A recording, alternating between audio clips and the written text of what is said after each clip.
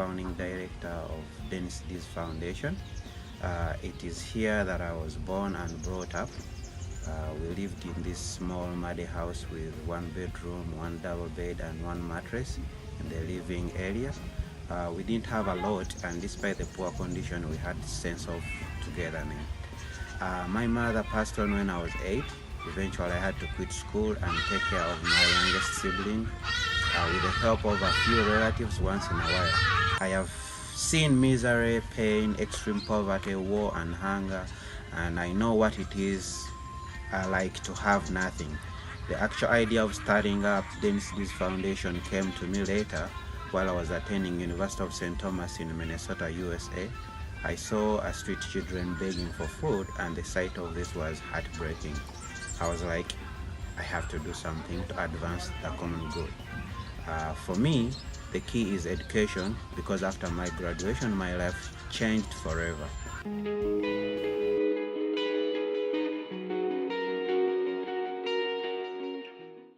I think it's around 89 to 92% drop out of school every year in the Luuka district, simply because of the sugarcane industry. This is a sugarcane plantation, and it's the major activity that is carried out in Luuka district.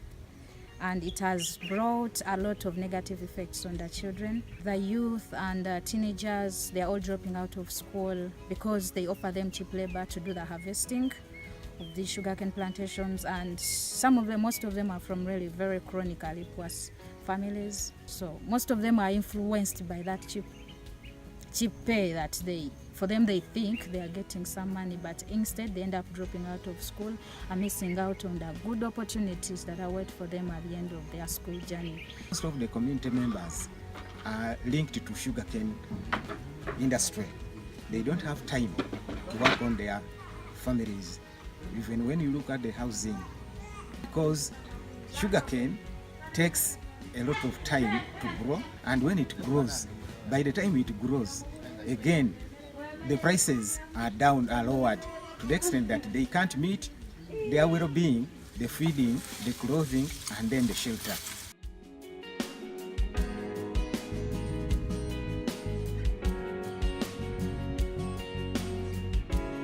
These are the toilets we have. The other is for girls, this one, boys, and these two. The boys use them. The last one here is for the teachers. Meaning teachers share with the boys. Yeah. Now I'm called Makumbi Sala, the teacher. There are so many challenges in the Bugomba Primary School. For example, teachers' quarters, and there is nothing like teachers' quarter. Yet all teachers come from far. Secondly, the classrooms are few. Some pupils study from outside, which is a great problem. We need sensitization. If we could come down and maybe sensitize our parents, what is education, what do they need from their children? Really, they don't know what they need. They don't know why their children come to school. They just send them, you go to school and forget all about it. They don't facilitate their children with meals, scholastic materials and others, uniforms, and when they are called for meetings, they don't come.